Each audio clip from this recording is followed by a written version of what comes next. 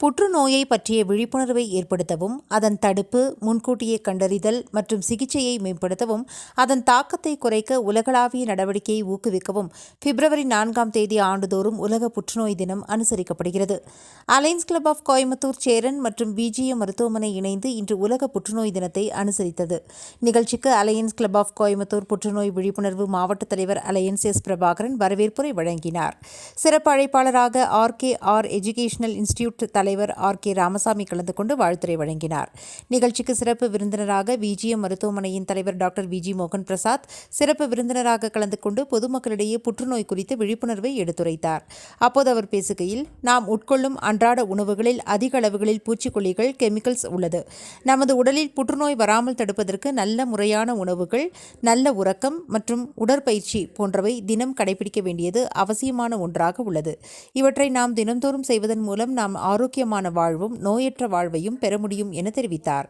தொடர்ந்து மருத்துவர் வம்சி பேசுகையில், புற்றுநோய் வராமல் தடுப்பதற்கு முன்கூட்டியே உடல் பரிசோதனை அவசியம் செய்ய வேண்டும் என்றும், ஜப்பான், அமெரிக்கா போன்ற உலக நாடுகளில் ஆண்டுதோறும் உடல் பரிசோதனை அவசியமாக அனைவரும் செய்து வருகின்றனர். இதன் மூலம் புற்றுநோய் ஆரம்ப நிலையிலேயே கண்டறிந்து உடனடியாக குணப்படுத்தவும் முடியும் என தெரிவித்தார். மருத்துவர் மித்ரா பிரசாத் லிவர் கேன்சர் குறித்து பொதுமக்களுக்கு விழிப்புணர்வை வழங்கினார். அப்போது புகைப்பிடித்தல், மது அருந்துவதால் ஏற்படும் விளைவுகள் குறித்து பேசினார். மேலும் புற்றுநோய் வராமல் தடுப்பதற்கு உடல் பரிசோதனை அவசியம் எனவும், 30 வயதிற்கு மேல் உள்ள அனைவரும் தடுப்பூசி போடுவது மூலம் புற்றுநோய் வராமல் தடுக்க முடியும் எனவும், மேலும் ஜெனடிக்ஸ் மூலம் வரும் புற்றுநோய்க்கு உடற்பயிற்சி, நல்ல உணவு முறை மூலம் சரி செய்ய முடியும் எனவும் தெரிவித்தார். தொடர்ந்து மருத்துவர் மதுரா பிரசாத் குடல் மற்றும் உணவு குழாய் ஏற்படும் புற்றுநோய் குறித்து எடுத்துரைத்தார். அப்போது அவர் பேசுகையில், உடல் பருமன் உள்ளவர்களுக்கு உணவு குழாயில் உண்ணும் உணவு எதிர்களிப்பு ஏற்படுகிறது. சரியான உணவு முறைகளை தவறான நேரத்தில் உட்கொள்வதே இதற்கு காரணம். வயிற்று புற்றுநோய் உள்ளவர்கள் உடல் இளைப்பு, உடல் எடை குறைவு, நெஞ்செரிச்சல் போன்றவை அறிகுறியாகும். அனைவரும் உடல் பரிசோதனை செய்து எச்சரிக்கையாக இருக்க வேண்டும் என தெரிவித்தார். தொடர்ந்து மருத்துவர் சுமன் பேசுகையில், தற்போது ஆன்லைன் மூலம் உணவுப் பொருட்களை ஆர்டர் செய்து நாம் உணவை உட்கொண்டு வருகின்றோம். அனைத்து பொருட்களும் சூடான முறையில் உள்ளதால் பிளாஸ்டிக் பொருட்களில் பயன்படுத்துவதால் உணவுப் பொருட்கள் பூச்சிக்கொல்லியாக மாறுகிறது. வெளி உணவுப் பொருட்களை தவிர்க்க வேண்டும். பிளாஸ்டிக் பொருட்கள் மூலம் அதிகளவில் புற்றுநோய் உருவாகிறது. நமது பழக்கங்களை மாற்ற வேண்டும். சுற்றுச்சூழல் மாற்றத்தாலும் மாசு போன்ற பல்வேறு பிரச்சினைகளும் ஏற்படுகிறது. எனவே மரம் நடுதல், சுற்றுச்சூழல் பாதுகாக்க வேண்டும் எனவும் தெரிவித்தார். பிப்ரவரி 4ஆம் தேதி உலகெங்கும் புற்றுநோய் விழிப்புணர்வு தினமாக அனுசரிக்கப்படுகின்றது. அதற்கு காரணம் என்னவென்றால், இன்றைய சமுதாய சுற்றுப்புற சூழல் சீர்கேட்டினாலே எல்லா வகை புற்றுநோய்களும் அதிகரித்து கொண்டிருக்கின்றது.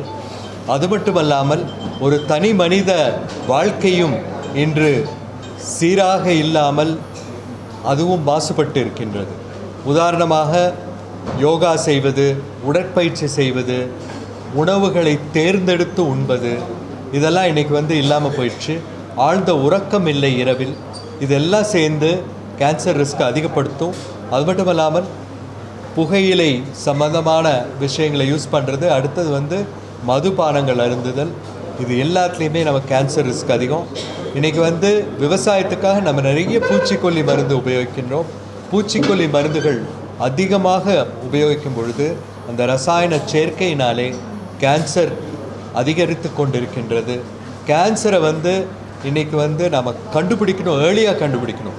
ஆரம்ப நிலை கேன்சரை கண்டுபிடிச்சா நம்ம கண்டிப்பாக குணப்படுத்த முடியும். கோவை விஜிஎம் மருத்துவமனையில் ஆரம்ப நிலை கேன்சர் பேஷண்ட்ஸை முழுமையாக குணப்படுத்தி இருக்கின்றோம். நாங்கள் ஒரு 5 ஆண்டுகளுக்கு ஒரு முறை கேன்சர் சர்வைவர்ஸை கூப்பிட்டு அவர்களையும் பாராட்டி அவர்களுடைய ஃபீட்பேக்கும் எங்களுக்கு கிடச்சிருக்கு. ஸோ அதனால் கேன்சர் வருமுன் காப்போம் என்றைக்குமே நல்லது. வருடத்துக்கு ஒரு முறை எல்லோரும் மாஸ்டர் செக் பண்ணிக்கிறது நல்லது. கேன்சர் ஃபேமிலிஸில் கேன்சர் இருந்தால் மற்ற உறுப்பினர்கள் அது மாதிரி கேன்சர் நமக்கு வரத்துக்கு வாய்ப்பு இருக்கான்னு ஸ்க்ரீனிங் பண்ணிக்கிறது நல்லது. கேன்சரை பார்த்து பயப்பட வேண்டியதில்லை. இன்றைக்கி அருமையான மருந்துகள் வந்திருக்கின்றன. ஆனாலும் கேன்சர் வந்தால் ஆரம்ப நிலையை தாண்டிடுச்சுன்னா முழுமையாக குணப்படுத்த முடியாது. அதனால் நம்ம எவ்வளோ சீக்கிரம் நம்ம கண்டுபிடிக்கணுமோ நல்லது. கேன்சர் இல்லாத ஒரு ஆரோக்கியமான வாழ்க்கை எல்லோரும் வாழ வேண்டும் என்பதுதான் எங்களுடைய வேண்டுகோள், பிரார்த்தனை.